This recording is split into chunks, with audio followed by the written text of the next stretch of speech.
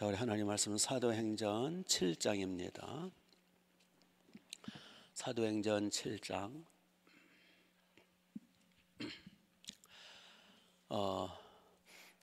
우리 51절부터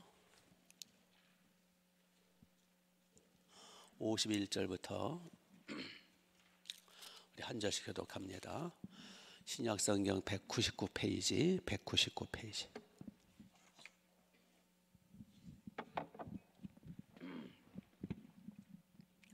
사도행전 7장 51절. 목이 곧고 마음과 귀에 할례를 받지 못한 사람들아, 너희도 너희 조상과 같이 항상 성령을 거스리는도다.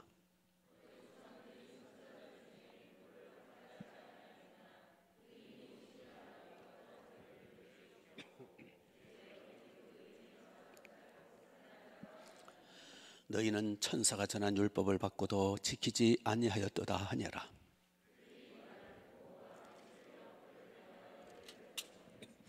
스데반이 성령 충만하여 하늘을 우러러 주목하여 하나님의 영광과 및 예수께서 하나님 우편에 서신 것을 보고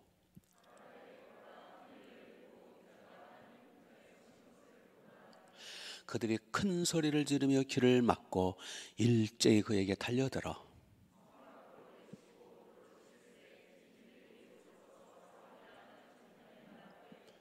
아멘. 아멘.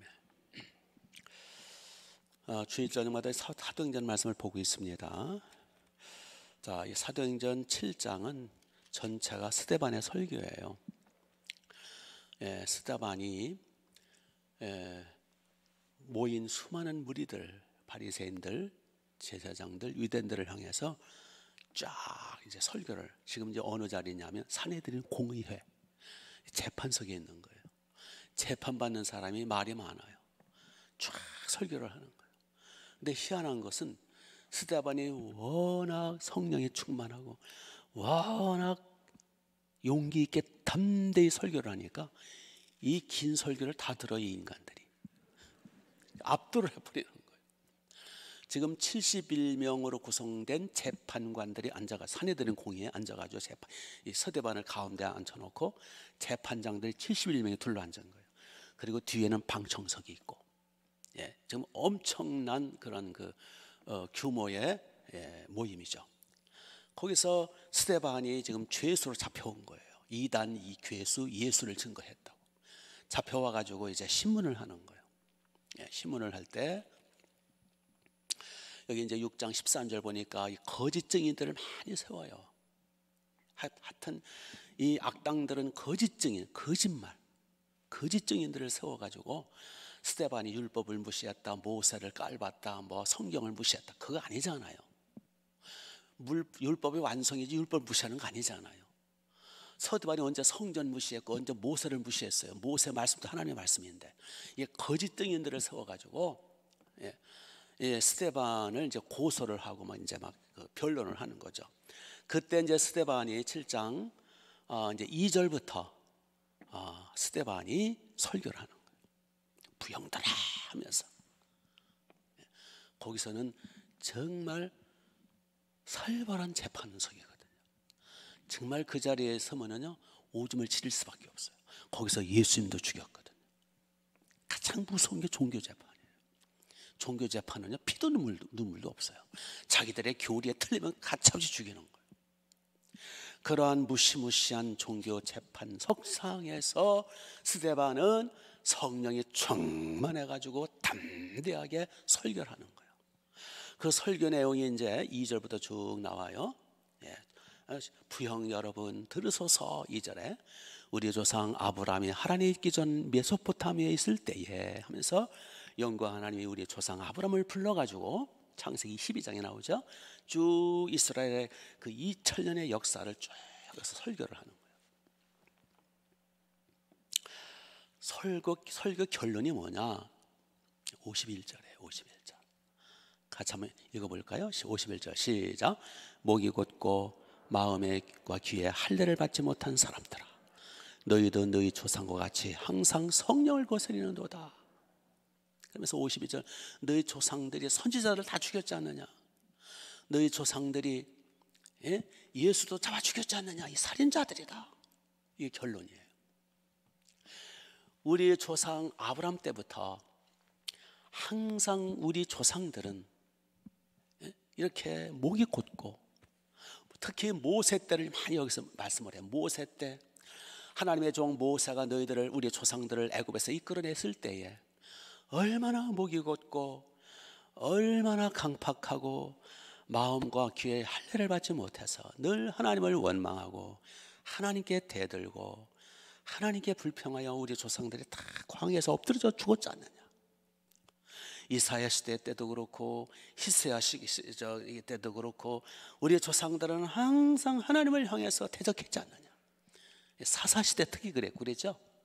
우리가 그동안 수요일 날마다 사사기 여호수아 쭉 그랬잖아요. 너희들도 너희 조상들의 행태를 본받아 그에 비해 그 자식이다, 그 뜻이에요. 지금 우리 조상들의 그 강팍함을 너희도 본받아 너희도 강팍하도다. 마음과 할례를 받지 못했도다. 바로 너희들이 잡아 죽인 그 예수를 하나님이 살리셨도다 라고 복음을 전하는 거예요. 그 예수를 믿으면 용서받는다. 이렇게 담대하게 복음을 전할 때에 이들의 반응이 어땠어요? 그렇구나. 그들이 이 복음을 잘 들었어요, 못 들었어요? 설교를 잘 들었어요, 못 들었어요? 예? 설교를 잘 들었어요, 못 들었어요? 설교를 깨달았어요, 못 깨달았어요? 잘 듣긴 들었어요. 그들도 귓구멍이 있어가지고. 54절을 보세요. 54절. 그들이 이 말을 듣고 마음에 뭐가 있어요? 찔려. 그 서대반의 설교를 듣고 마음에 찔렸다라는 거는 그들이 설교를 잘 들었다는 거, 못 들었다는 거예요? 잘 들은 거예요. 예, 잘 들은 거예요. 졸지 않았어요. 그런데 그래서 마음에 찔렸어. 맞죠. 우리 조상들이 늘 원망하고 하나님의 종들을 늘 핍박하고 돌로 쳐 죽이려고 그러고 많은 사람을 죽이고 우리 조상들이 참 못된 건 사실이야. 맞아 라고 들었어요. 깨달았어요. 거기다가 자기들까지 너희 조상과 똑같다. 마음과 귀에 할례를 받지 못했다. 여기 51절 끝에 보면 항상 너희 조상과 같이 너희도 항상 성령을 거스리는 도다. 이게 이스라엘 백성만이 아니라 오늘날도 마찬가지야. 항상 인간들의 속성은 누구를 거스려요? 성령을 거스려요. 오늘도 주 앞에 나온, 물론 집집마다도 마찬가지고 오늘도 하나님 앞에 나온 심령들보다는 안 나온 심령들이 더 많아요. 인간들의 속성이라고 하는 것은 항상 성령을 거스려요. 그거는 모세 시대만이 아니에요. 그거는 이사야 시대만이 아니고 예수님 시대만이 아니에요. 그건 오늘날도 똑같아요. 인간의 속성은 항상 성령을 거스려요. 즉 스데반의 설교의 결론이 그거예요. 이런 설교를 이제 듣자 이들이 뿔따고 난 거예요. 화가 나가지고 여기 54절 보면 그들이 이 말을 듣고 마음에 찔려 그를 향하여 뭐 했어요? 이를 갈거나요. 이를 뜨득뜨득하는 거예요. 이를 갈면서 달려들어서 돌로 쳐 죽이죠. 자기들 회개하라고, 자기들 예수님 믿고 구원받도록. 설교가 참 길어요. 아마 성경에 기록된 설교 중에 가장 길 거예요. 이 긴 설교를 듣고서도 변화는 고사하고 스데반을 때려 죽인 거예요. 그러니까 설교를 듣는 게 중요한 게 아니라, 말씀을 듣는 게 중요한 게 아니라 회개하는 게 중요한 거예요. 말씀을 백날 들어도 잘못 들으면, 결국 교만하면 결국 역효과가 나요. 차라리 설교를 안 듣니만 못했어요. 그래서 결국 스데반은 이제 순교를 당하게 됩니다. 그래서 결국 유대인들은 하나님의 종, 성령이 충만한 하나님의 종 스데반을 돌로 쳐서 아주 그냥 작사를 내서 피투성이가 되어 죽죠. 첫 번 순교입니다. 스데반은 기독교 역사상 첫 번 순교, 천열매가 중요하거든요. 이 기독교가 가는 곳마다 항상 순교의 역사가 있었어요. 초대교회 스데반을 천열매로 해서 수많은 사람이 죽죠. 12사도 중에 요한만 빼놓고는 다 순교당해요. 초대교회 그 로마의 그 박해 속에서 사자밥이 되고 화형시키고 목을 쳐서 죽이고 초대교회 성도들의 많은 사람이 순교당했어요. 순교를 피하기 위해서 카타콤으로 들어가고 지하 카타콤에 그 바위를 파고 들어가서 살고요. 박해 시대. 그래서 순교자들의 피가 강물로 흐른다고 그러죠. 우리나라에도요, 참 이게 순교의 피가 많이 흘려진 나라예요. 특히 이 절두산이 있죠. 거기 그 거기 뭐 양화진 바로 맞은편에 절두산이 있잖아요. 한강변에 거기 이제 천주교 성지가 돼 버렸는데 천주교가 중간에 변질됐어요. 초창기 천주교는 그래도 복음적이었어. 그런데 중간에 천주교에서는 이제 제사 부분 때문에 그리스도인들이 우리는 조상제사 귀신 숭배이기 때문에 우리는 못 드린다.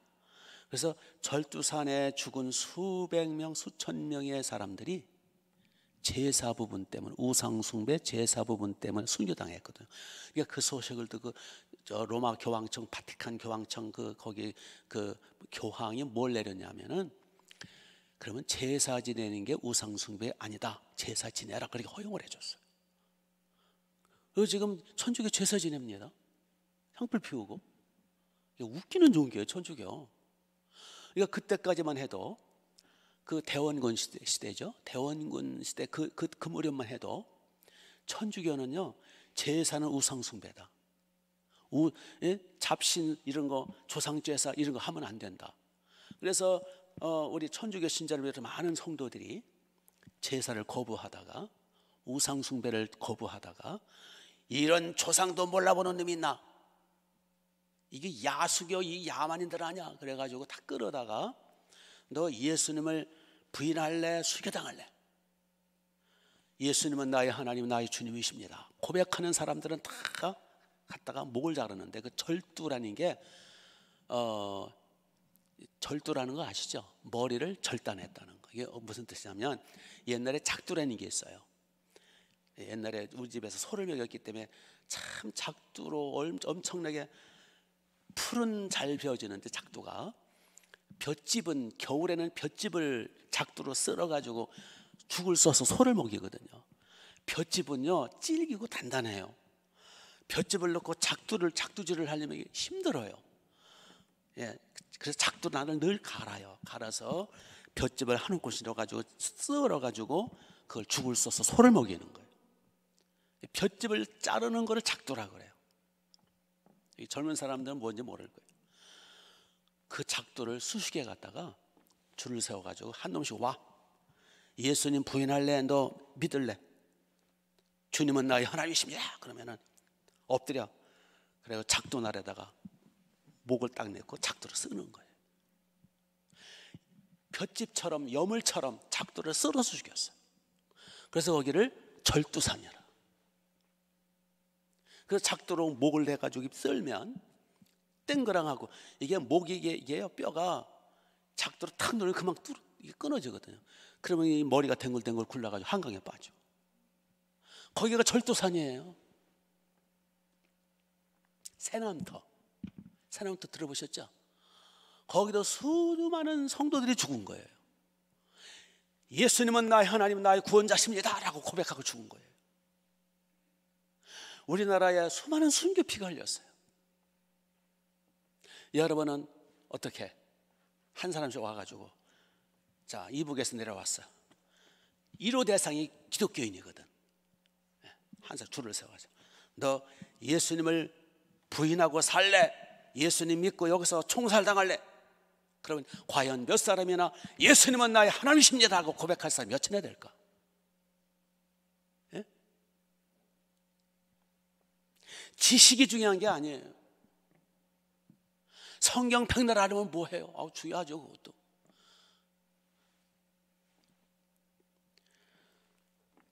새남터, 절두산, 일제시대 때 일제에서 수많은 사람이 순교당해요. 주기철 목사님을 비롯해서 6.25 때 공산당들에서 수많은 사람이 죽었어요. 헤아릴 수가 없어요. 지금 우리는 순교자들의 흘린 피 위에 있는 거예요. 믿습니까? 우리나라만 해도 엄청난 순교의 피가 흘려진 곳이.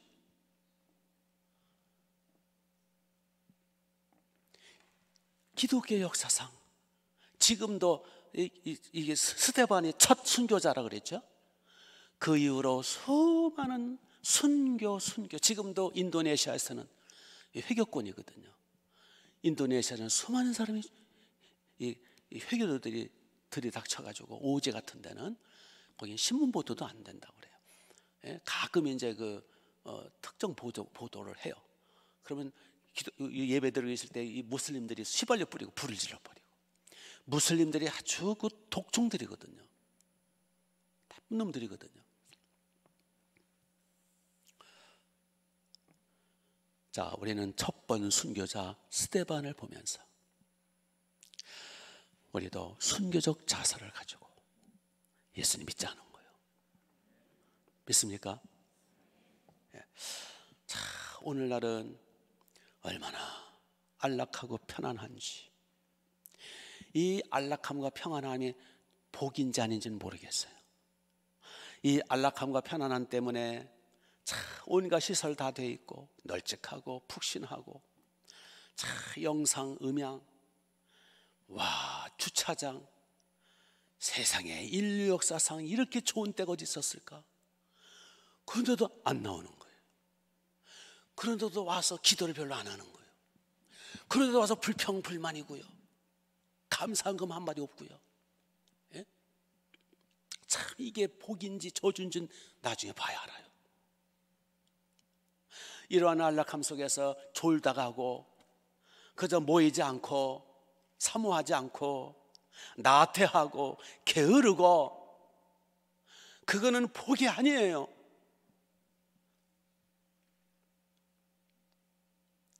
우리는 이 좋은 환경 주셨으면 감격과 감사로 순교적 자세를 가지고 새벽기도, 여러분 죽을 각오한 사람이 무슨 새벽기도 힘들어요? 제가 늘 말씀드리죠. 저는 저녁잠이 없고 새벽잠이 많기 때문에 새벽에 일어난다는 게 힘들다고. 새벽기도 너무 힘들어요. 근데 요즘은 괜찮아요. 딱 쓰면 또 하나님 말씀을 주시니까. 옛날에 너무 힘들었어요. 새벽에 일어난다는 것이. 설교를까지 하려면 3시 반, 4시엔 일어나게 되거든요. 이게 잠이 늘 모자라요.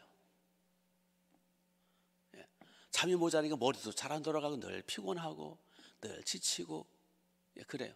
근데 이제 그게 이력이 나니까 이제 습관이 돼가지고 괜찮아요, 지금은. 그래서 처음에 참 힘들었어요. 와, 이게 뭔가. 그런데 어느 날 각오를 했어요. 이왕 믿는 거, 이왕 목회하는 거, 스데반처럼 죽을 각오를 하자. 죽을 각오하자. 아직까 이왕 이렇게 생각 죽어버리지 뭐. 가자. 나 새벽에도 가다 죽으면 됐지 뭐. 딱 순교적 자세를 가진 죽을 각오를 하니까 모든 문제는 다 해결이 돼요. 피곤한 거? 지금 순교당하는 사람에게 피곤한 게 이게 문제예요, 그게? 예? 지금 죽느냐 사느냐 절박한 그 믿음 지키기 위한 초대교회 성도들의 그 절박함을 생각할 때, 뭐 사업 문제, 뭐 직장 문제, 부부 문제, 아이고 자존심 문제, 또 자식 문제, 또 아이고 뭐 해보세요. 뭐 있어요, 뭐. 그 웃기는 것들이야 다. 죽을 각오한 사람에게 그 돈 몇 푼 가지고 울고불고, 그게 말이 안 되는 거예요. 스데반은 지금 죽느냐 사느냐 아니잖아요. 아멘. 이건 제 생각인데, 스데반이라고 뭐 뿔 달린 사람도 아니고 오히려 여러분만도 못할 수 있어요. 왜냐하면 여러분, 스데반은 영어 조금이라도 알아서 몰랐어. 지식으로 말하면 여러분이 스데반보다 훨씬 알 수 있어요.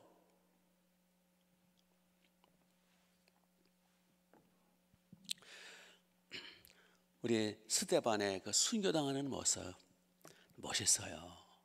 참 멋쟁이에요. 자, 스데반이 이제 순교당할 때 어떻게 한 모습, 55절을 보세요.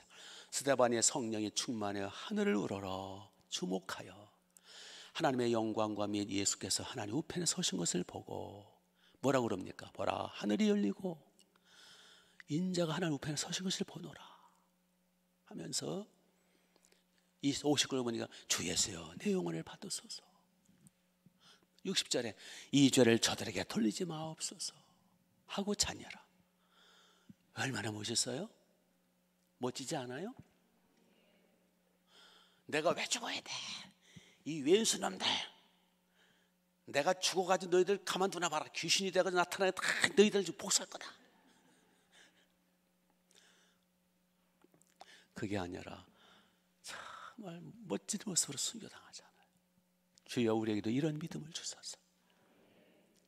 이런 순교당할 기회가 있을지는 모르죠. 또 북한이 쳐들어와가지고 언제 쳐들어올지 모르죠. 하여튼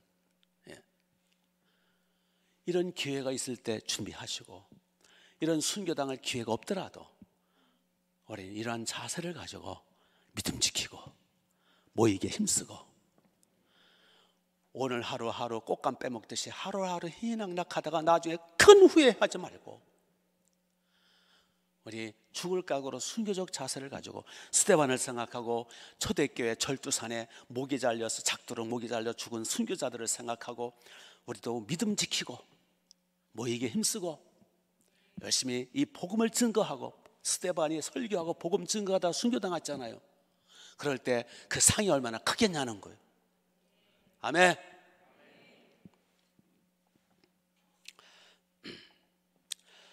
자,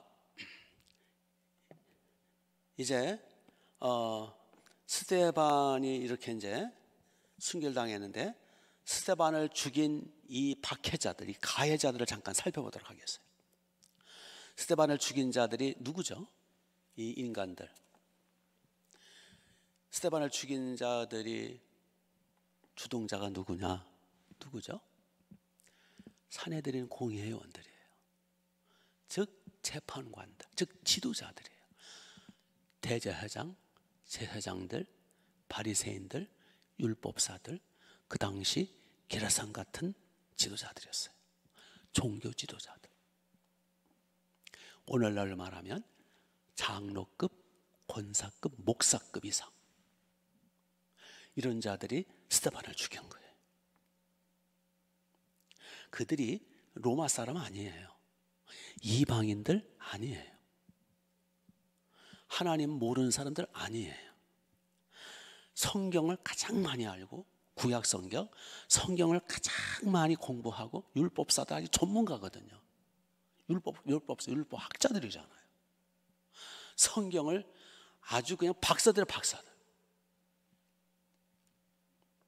그런 자들이 앞장서서 스데반을 죽인 거예요. 예수님도 죽이더니 이제는 스데반까지 죽이는 거예요. 오늘날도요, 교회를 가장 괴롭히는 인간들은 저 세상 사람 아니에요. 불교도 무당들 아니에요. 누구냐? 예수 믿는 예수쟁이들, 교회 출신들. 교회 출신들이 교회를 가장 박해를 해요. 잘 알거든. 참 그 아이러니한 거예요. 가장 주님을 환영하고 자기들이 평생 메시아를 기다리는 게 그게 그 전문가들이잖아요. 메시아 기다리는, 구원자를 기다리는, 하나님의 나라를 이뤄가는. 근데 그 오신 메시아를 잡아다 죽이는 거예요. 새신자들이, 태신자들이 교회에 문제 일으키지 않아요. 가장 이게 모태신앙인들, 그 항상 문제 일으킨 자들은 모태신앙인들이에요. 김일성이가 모태신앙인 거 아세요? 김형직, 그 아버지가 김형직이에요. 그리고 엄마가 정반석, 엄마 이름이 정반석이에요. 그리고 외삼촌이 강양욱, 외삼촌이 강양욱, 목사예요, 목사. 외가 쪽으로는요 대대로 예수 믿는 집안이에요. 어머니는 정반석 권사예요, 권사. 아버지 김형직 그 집사고요. 김일성이는 모태신앙이 어릴 적부터 그 평양에 가면 봉숙교회라는 데가 있어요. 거기 어릴 적부터 다니는 사람이에요.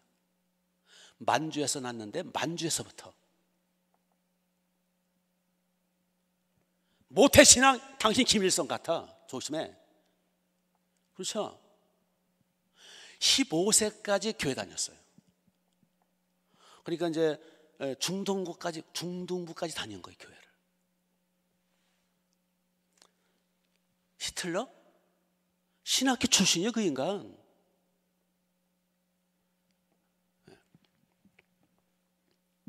하여튼 먼저 믿는 우리가 조심해야 돼요. 그렇지 않으면 나도 모르는 사이에 잘못된 전통 고집 부리고, 잘못된 자기 어떤 지식 가지고 교만 부리고. 그래서 우리 개신교를 개혁주의, 리폼드, 프로테스탄트, 리폼드, 즉 늘 회개하고 늘 개혁한다는 뜻이에요. 그래서 늘 리폼드 하지 않으면 늘 이게 개혁하고 또 회개하고 또 개혁하고 회개하고, 교회 체제라든지 교회 신학이라든지 또 내 신앙적인 어떤 그것도 늘 회개해, 늘 껍질을 벗고 늘 새롭고 늘 성경적으로 변화되지 않으면 이렇게 굳어져요. 아멘. 믿습니까? 그래서 우리 개신교를 리폼드 교회라고 그래요. 늘 개혁하는 교회, 개혁주의 교회라고 그래요. 개혁주의 교회. 장로교, 감로교, 이 개신교가 개혁주의 교회를 줄여서 개신교라 그러는 거예요. 아멘. 그러니까 개혁주의 교회, 천주교 반대가 개혁주의 교회예요. 그 개혁주의라는 게 루터를 비롯해서 칼빈을 비롯해서 늘 개혁하는 교회, 그런 뜻이에요. 그럼 늘 개혁을 해야지. 개혁은 안 하고 앉아가지고 천주교보다 더 전통 찾고 앉았어. 그렇죠? 지금 바리새인들, 이 율법사들, 이 제사장들, 이 사람들은요 그냥 굳어졌어요. 잘못된 전통에 굳어져가지고, 그 굳어진 전통을 가지고 잘못된 성경 해서, 그리고 예수님을 잡아다 죽이고 스데반도 잡아 죽이고, 세상에 이러한 아이러니가 또 어디 있어요?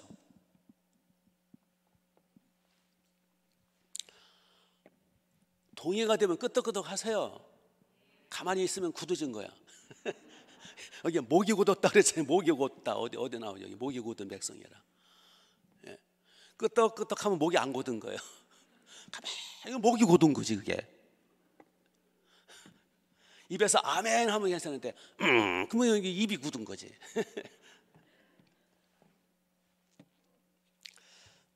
그래서 우리는 굳어지면 죽는 거예요. 그렇죠? 나이가 들수록 굳어지잖아요. 뼈도 굳어지고 목도 굳어지고, 예? 얼굴도 굳어지고 눈도 처지고. 그래서 굳어지면 죽는 거예요. 나중에 뻣뻣해가지고 죽잖아요. 우리는 굳어지지 말아야 돼요. 늘 회개하고 늘 성경적으로 돌아가고, 그렇죠? 늘 성령 받아서, 성령 거스리지 말고, 여기 51절 말씀, 너희들은 항상 성령을 거스린다. 그러면 안 돼요. 성령의 감동, 감화를 받는, 늘 신선해야 돼요.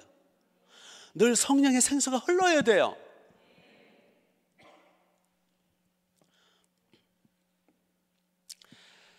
굳어지는 것을 교만이라 그러잖아요. 교만. 그러니까 굳어지고 교만하고 자기들의 전통에 묶이고 그러다 보니까 그냥 사람들이 그냥 쓸모없는, 거짓되고. 근데 속은 부글부글 하는데 안 그런 척 하려니까 사람이 이중적이 되고, 그렇죠? 사람이 솔직해야지. 이중적이 안 그런 척하고 뒤로 호박씨 다 까먹고. 주전 4세기에 그리스 신학자 중에 디오게네스라는 그 괴팍한 철학자가 있어요. 디오게네스. 이 자가 누구냐 하니까 하도 유명하고 하도 그러니까 그 알렉산더 대왕이 찾아왔어요. 면담을 하려고. 부르니까 안 오니까 찾아온 거야. 그래서 이제 알렉산더 대왕이 이제 디오게네스를, 누워 있는 디오게네스를 통해서 물어봐요. 선생이요, 내가 당신에게 무엇을 해주리까? 소원을 말하시오. 그래요. 여러분 같으면 어떻게 하시겠어요? 땅 한 100만 평 달라고. 디오게네스가 뭐라는지 아세요? 왕이요, 비켜주시오. 햇빛을 가리고 있어. 그게 그 철학자, 이 철학자 디오게네스. 한 번은 부자가 이 디오게네스를 이제 초청을 했어요. 이제 워낙 유명한 철학자니까. 이 부자가 말해요. 새로 멋있게 지은 집이거든요. 그러니까 막 그 유명한 헬라 그리스 가장 유명한 철학자가 왔어요. 얼마나 감격하고 얼마나 고마워요. 그러니까 모시면서 설명을 해주는 거예요. 선생님, 이건 뭐고, 이건 어떻고, 이건 어떻고 쫙 이게 모시고 다니는 설명을 하는 거예요. 그런데 갑자기 디오게네스가 이 부자 얼굴에다가 가래침을 탁 뱉어버리는 거예요. 가래침을 그냥 얼굴에다가. 그러니까 부자가 얼마나 당황하고 화도 나고 이게 수치스럽고 창피하고, 그럴 때 디오게네스가 이런 말을 했다고 그래요. 당신의 집은 너무너무 깨끗하고 아름답군요. 그래서 아무리 둘러보고 찾아보아도, 아까부터 찾았는데 내 가래침을 뱉을 만한 곳이 없어서, 보니까 마침 내 가래침을 뱉을 만한 곳이 있어서 당신 얼굴에다 가래침을 뱉은 거라고. 당신의 교만과 위선과 거짓된 그 얼굴이 바로 내게는 쓰레기통같이 보여. 디오게네스의 직선적인 교만하면 안 돼요. 아멘. 얼굴 좀 푸세요. 가래침 뱉기 전에. 아니, 내가 만약에 디오게네스가 오면은 지금 여기 이 무리들, 이 제사장들, 여기 바리새인들, 율법사들, 이 지도자의 인간들이 스데반을 향해서 뭐를 해요? 54절에 이를 갈고 달려들잖아요. 거기다 가래침을 뱉어버려요. 우리 항상 새로워집시다. 굳어지지 말고 늘 회개해서 부드럽게 주님을 닮아가고, 그렇죠? 예수님 믿은 연조가 많을수록 예배를 많이 드리는 만큼 지식만 남아 교만하지 말고 자꾸 심령이 변화될 거 아니요. 내 영혼이 소생해야 될 거 아니요. 그러면 내 영혼이 소생하고 심령이 변화되면 점점점 하늘나라가 임하고 평안하고 복되고 아름답고 주님의 모습이 닮아져야 될 거 아니요. 왜 점점 굳어지냐고. 믿는 연조가 많을수록 왜 자꾸 굳어지고 교만하고 목에다 힘주고 그러냐고. 아멘. 자, 이렇게 해서 이 스데반을 죽인 이 살인마들, 이 박해자들, 이를 갈고 달려드는 박해자. 우리 이렇게 되지 맙시다. 조심합시다. 또 하나 이제 스데반이 이제 설교를 했을 때에 하나님의 말씀이 들리긴 들렸다 그랬죠. 54절 보니까 말씀을 듣고, 이 말을 듣고 마음이 찔렸다라는 것은 둘 중에 하나가 이제 갈림길에 서는 거예요. 마음이 찔려. 와, 저는 나한테 하시는 말씀인데, 좀 맞네, 맞아. 일리가 있거든요. 마음에 찔렸다라는 거는 뭔가 그 말씀이 내게 성령의 역사했다는 거잖아요. 그러면 둘 중에 하나예요. 여기 이제 마음에 찔렸을 때 두 가지 현상이 나타나요. 두 가지 현상이 나타나는데, 하나는 사도행전 2장에 보면 이런 말씀이 있어요. 2장 37절에 보면 이런 말씀이 있어요. 그들이 이 말을 듣고, 이번에 베드로의 설교예요. 이 말을 듣고 마음에 찔려 베드로와 다른 사도들에게 물어 이르되 형제들아 우리가 어찌할꼬. 마음에 찔려, 같은 단어예요. 같은 찔려 형제도 어찌할꼬. 그때 베드로 뭐라고 합니까? 38절에 베드로가 이르되 너희가 회개하여 각각 예수 그리스도의 이름으로 세례를 받고 죄사함을 받으라. 그러면 성령의 선물을 받으리라. 그럼 마음에 상쾌함이 있으리라. 사도행전 2장에 나오는 그 3,000명의 사람들은 베드로의 설교를 듣고 마음에 찔렸을 때에 어찌할꼬 이 죄를 어찌할꼬 그럴 때 베드로가 회개하라. 그래서 회개하여 그날에 세례를 받고 성령을 받고 새로워지잖아요. 이거는 복 있는 거죠. 근데 본문에 똑같은 54절에 그들이 이 말을 듣고 마음에 찔려, 스데반의 설교를 듣고 마음에 찔려가지고 스데반 우리 어떻게 할꼬? 라고 했어야 되는데 우리 회개해야 되는데 이게 회개할 생각은 안 하고 뭐해요? 이를 갈고 돌멩이를 드는 거예요. 그래가지고 스데반을 쳐 죽이는 거예요. 같이 말씀을 듣고 어떤 사람은 찔렸을 때 은혜 받고 자기를 돌아보고 회개하고 변화되고 새로워지고 하늘문이 열리고 복 받는 계기가 되는데 어떤 사람은 이를 갈아요. 두고 보자. 저거 나를 까는 얘기지 하고 너 마음이 강팍해지더라는 거예요. 그래서 우리가 하나님의 말씀을 들을 때 말씀을 들을 때에 늘 회개하는 자세로 하나님의 음성 듣는 자세로. 아멘. 그래서 말씀을 들을 때 찔렸다라는 것은 일단은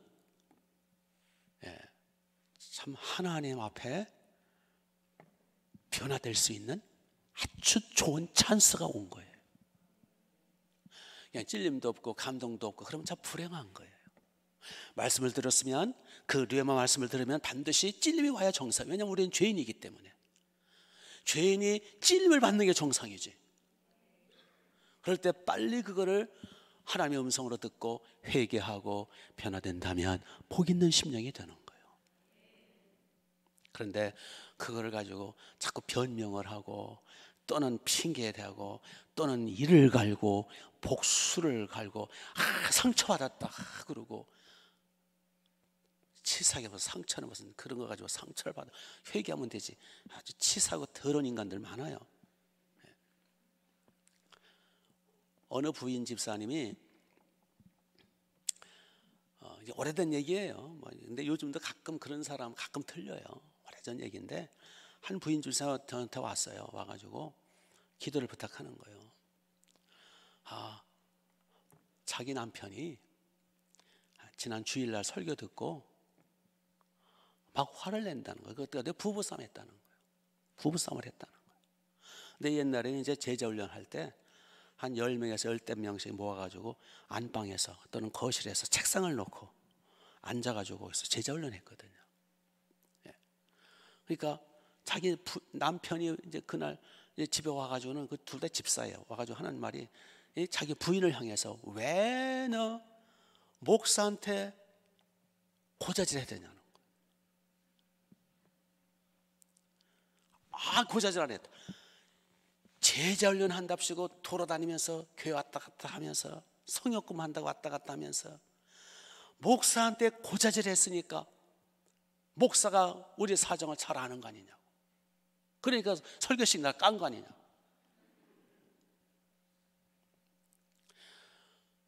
왜 우리 부부 사이 사정을 자꾸 일러 바친다고.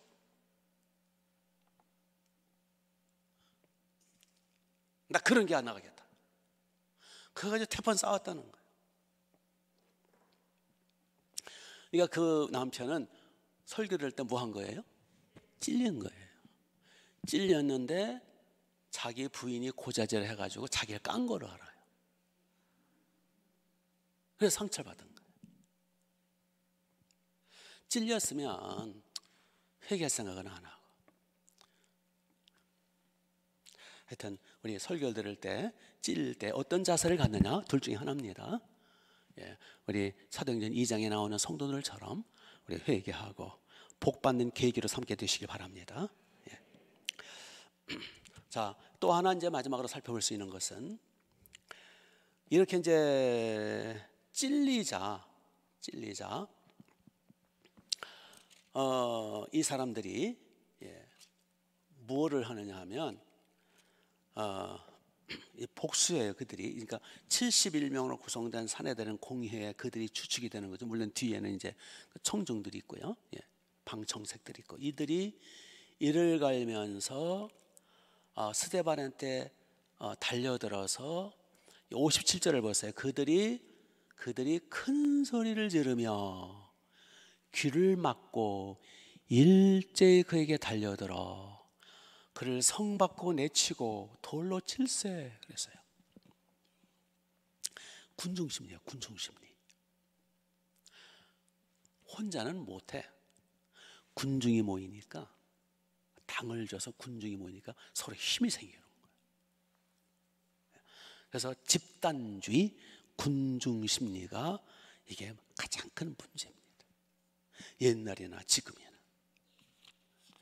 그래서 우리는 군중심리에 함몰되면 안 된다는 거예요. 군중은 어리석은 거예요. 그렇죠? 당을 짓는 군중은 어리석은 거예요. 군중심리는 이성을 상실해요. 해가지고 그걸 언제 아느냐면, 요즘 모르겠어요. 옛날 제가 이제 예비군 훈련 받을 때 다 집에 가면 가장이요, 회사에 가면 사장이요, 다 엘리트들이요, 다 점잖죠. 그런데 이제 예비군복 입혀놓으면은 삐딱하게, 그리고 아무데나 오줌 넣는 거예요. 그리고 무슨 말하면 하여튼 유치해. 군중심리는 유치한 거예요. 그거를 공산당들이 이용하는 거예요. 뒤에서 조정하고. 그 예수님 죽일 때도 그랬잖아요. 요한복음도 마태복음 끝에 보면 예수님 죽일 때도 바리새인들과 그 대제사장들이 돈을 주고 사람들을 사서, 이게 몰입꾼들 그 중간중간에 심어가지고 거기 나와요. 하여튼 그래서 군중을 선동하죠. 선동. 군중들을 선동해서 예수님을 십자가에 못 박게 하소서, 못 박게 하소서. 빌라도 보고, 빌라도만이 사형 언도권이 있거든. 빌라도 총독, 당신 저 예수를 십자가 못 박아 죽이지 않으면 당신은 가이사, 로마 황제 가이사의 충신이 아닙니다. 막 협박을 하죠. 그래서 밀란이 일어날 것 듯함에 빌라도가 굴복을 해요. 그 군중 심리에 굴복을 해요. 그래서 예수는 십자가 못 박아 내어주죠. 빌라도는 그럴 마음이 없었어요. 양심이 있으니까. 십자가 죽일 만한 죄가 없다라는 거 알았어요, 빌라도. 그런데 군중 심리에 그 여론에 그냥 함몰이 돼 버리죠. 그래서 군중 심리는 참 위험한 겁니다. 군중 심리는요, 이성을 잃습니다. 판단력이 없어집니다. 분별력이 사라집니다. 법도 잊어먹습니다. 율법도 사라집니다. 지금 로마법도 사라져요. 지금 이들이요, 로마법을 어기는 거예요. 스데반 죽이는 거 지들이 죽일 권한이 없어요. 사람을 사용해서 사형 언도를 내서 집행하는 걸 로마 총독만 할 수 있는 거예요. 근데 이 로마법이고 나발이고 없애지면 그냥 죽여버리는 거예요. 나중에 좀 뭐 처벌을 받겠죠. 그래서 군중 심리는 양심도 없어지고 진리도 없어지고 이성이 마비가 돼버려요. 그래서 당 짓는 건 위험한 거예요. 그 당 짓는 무리들 한 사람 한 사람 보면 참 착해. 청소년들. 그럼 우르르 몰려다면 이상한 짓 하잖아요. 시너지 효과로. 나쁜 시너지지. 그래서 이게 민노총이나 이런 노조가 필요하긴 하지만 어떠한 그게 집단화가 되면, 민노총 같은 집단화가 되면 이성을 상실해요. 국가의 뭐 흥망 이런 거 없어, 이런 거 없어요. 그냥 뭐 휩쓸리는 거예요. 히틀러의 나치즘, 이게 군중 심리를 이용하거든요. 그래서 히틀러는 항상, 제가 어디서 든 얘기예요. 태양이 떠오를 때라든지 태양이 질 때 태양을 등지고 나서 강연을 했다는 거예요. 막 코스염 달린 그 이상한 놈이 막 선동을 하잖아요. 그러면 이제 여러분, 독일 사람들이 되게 이성적입니다. 독일 사람들 중에 정말 과학자들이 많고 뛰어나거든요. 이성주의적이고. 밑에 그 이탈리아 쪽은 이제 감성적이고 이제 그 더운 지방이니까, 북쪽으로 갈수록 독일로 갈수록 사람들이 아주 이지적이고 이성적이고 논리적이고 철학이 발달이 되고 과학이 발달되는 게 독일이거든요. 이성, 과학, 합리성 소용없어요. 나치즘에서 선동을 하게 되면 우르르 가서 유대인들 600만 명을 죽이고 전쟁을 일으켜서 1000만 명을 죽이잖아요. 이게 군중심리예요. 공산당들은 이걸 이용을 해요. 선전, 선동 효과 전문가들이. 거기에는 거짓과 속임수와 날조가 많죠. 그래서 모태똥의 홍위병들을 충동질시켜서 얼마나 많은, 일본의 군국주의에서 얼마나 많은 사람 피해를 주고, 이게 다 당짓는 거고, 이게 다 여론몰이고, 이게 전체주의 국가들의 위험성이에요. 매스컴을 동원해가지고 여론몰이를 하고, 이게 공산주의, 사회주의, 이게 전체주의, 이게 위험한 거예요.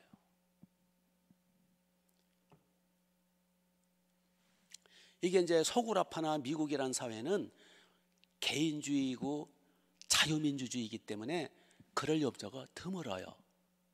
그런데 이제 네오막시즘이라고 그러죠. 네오막시즘. 그러니까 공산주의 사회는 무너졌기 때문에 그거를 새롭게 해서 사회주의라는 걸 포장을 해가지고 네오막시즘, 막시즘이 공산주의거든요.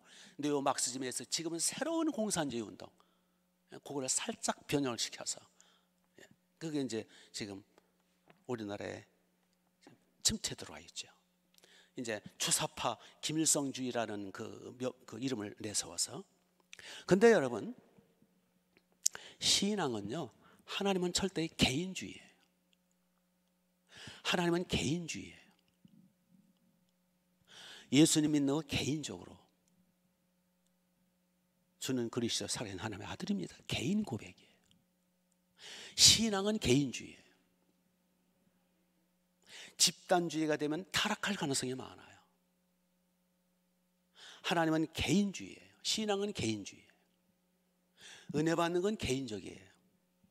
그래서 기독교가 제대로 뿌려박으면 개인주의, 자유주의 국가가 될 수밖에 없어요. 아멘. 1대1 관계, 하나님과 1대1 관계. 물론 여기서 멈추면 안 되죠. 그래서 여러분, 십자가를 보시면 돼요. 십자가. 횡이 먼저예요, 종이 먼저예요? 십자가를 세울 때 횡 먼저 세워요, 종 먼저 세워요? 사명대에서도 아니고 어떻게 횡 먼저 세워? 종 먼저 세우는 거예요. 종 먼저. 기둥 먼저 세우는 거예요. 하나님과 나와 1대1 관계예요. 그게 더 길어요. 그게 우선이에요. 그게 기초예요. 하나님과 나와의 개인 관계, 개인적인 관계, 이게 먼저예요. 이거 없이는 횡은 안 돼요. 종이 없이 횡만 있으면 그게 집단주의가 되고, 그게 여론몰이가 되고, 그게 공산사회가 되는 거예요. 아멘. 종이 먼저 있고 주님과의 먼저 관계를 잘 맺고, 개인의 새생활이 먼저 존중이 여기고, 그 다음에 거기서 멈추면 또 개인주의적 신앙이 되고, 그것도 안 돼요. 이기적이고 개인적이고, 그것도 안 돼요. 그래서 먼저 종을 확보한 뒤에, 그 다음에 은혜 받은 뒤에 주님과 먼저 내가 새로워지고 회개한 다음에 섬기는 마음으로 이웃과 교제하고 섬기고 사랑하고 협조하고 나가는 것. 그래서 십자가는 종과 횡에 조합니다. 이게 신앙생활이에요. 이게 교회생활이에요. 이 원리를 잊으면 안 돼요. 여러분, 이건 천국도 마찬가지예요. 천국은 철저하게 집단 사회주의, 전체주의, 공산주의가 아닙니다. 천국은 개인주의입니다. 하나님과 나와의 1대1이에요. 태어나는 것도, 은혜 받는 것도, 성령 받는 것도, 또 심판받는 것도 개인적이에요. 천국은 개인적이에요. 하나님과 나만의 관계가 먼저 확립이 돼야 되는 거예요. 근데 그거로 끝나지 말고 횡도 있어야 돼요. 종이 먼저 은혜 받고 먼저 확립된 뒤에 그 주님이 주신 사랑, 그 은혜와 능력을 가지고 이웃을 사랑하고 이웃을 섬기고 나보다 남을 낮게 여기고 서로 협조하고 서로 협력하고, 이걸 십자가 생활이라 그러는 거예요. 이것이 교회 생활이고 이것이 천국 삶이에요. 하나님이 먼저예요. 주님과의 관계가 먼저라고요. 요거는 빼놓고 자꾸 교제만 하려고 그러면 안 돼요. 횡보다 종이 길어야 돼요. 더 중요하다고요. 그러나 종만 가지고는 안 돼요. 그거는 적대기지 십자가가 아니에요. 그래서 반드시 은혜 받았으면 그 받은 은혜를 나누고 섬기고 사랑하고 양보하고 그래야 돼요. 이러한 기독교, 이러한 그 신앙에 뿌리 박을 때 그게 자유민주국가가 되는 거예요. 믿습니까? 그래서 이 기독교와 공산주의나 사회주의는 같이 갈 수가 없는 거예요. 기독교와 전체주의 같이 갈 수가 없는 거예요. 기독교와 저 김일성주의는 같이 갈 수가 없는 거예요. 그래서 북한 당국자들 가장 무서워하고 가장 싫어하는 게 기독교예요. 전체주의를 깨뜨리거든요. 아멘. 그래서 우리가 이게 본문에도 이 사람들이 그냥 몰려가지고 군중심리로, 군중심리는요 별짓 다 하는 거예요. 군중심리에게는요 양심 기대할 수가 없어요. 이성 마비가 돼요. 이거는 눈에 뵈는 게 없는 거예요. 폭력, 그냥 폭력의 폭력. 그래서 우리도 당을 짓지 말고 주님과의 먼저 관계를 확립하고 그 은혜를 가지고 서로 섬기고 사랑하고 교제하는 게 중요한 거지. 아멘. 이 질서와 이 중요성을 먼저 잘 여러분 조화를 시켜서 분별력을 가지라고요. 분별력. 멍청해가지고 딸려가지 말고, 우리 교회 신앙생활도 그렇고 우리 이 국가를 바라볼 때도 좀 분별력 가지고 바라보는 거예요. 우리가 이 시대에 소금이고 빛이 돼야지. 빛이니까, 소금이니까. 그래서 이 국가도 우리가 책임져야 돼요. 왜냐하면 주님이 우리에게 맡기신 거예요. 그래서 우리가 기도하자는 거예요. 기도하겠습니다. 자, 우리 스데반을 기억하면서, 자, 우리도 그야말로 스데반은 짧게 굵게 살았어요. 그야말로 스데반은 멋진 인간이에요. 성령이 충만. 자, 우리도 이런 순교자적인 각오와 신앙을 가지고 우리 멋지게 지저분하고 야비하고 또 비겁하고 그러한 신앙생활이 아니라 멋진, 짧은 인생 멋지게 하나님의 나라 영광을 위해서 멋지게 살게 해달라고. 아멘. 분별력을 갖게 해달라고. 군중심리요 이게 휩쓸리지 말게 해달라고. 똑똑함과 분별력과 이성과 양심과 신앙 양심 가지고 살게 해달라고. 자, 우리 두 손 번쩍 듭시다. 주여 한번 외칩니다. 그리고 10분 이상 특히 교회를 위해서 기도 많이 해주세요. 자, 우리 다음 주일날은 우리 다 모였으면 좋겠어요. 예, 특별한 분만 빼고. 자, 우리 이 시간 주여 삼창 한 번만 외칩니다. 시작. 주여 아버지,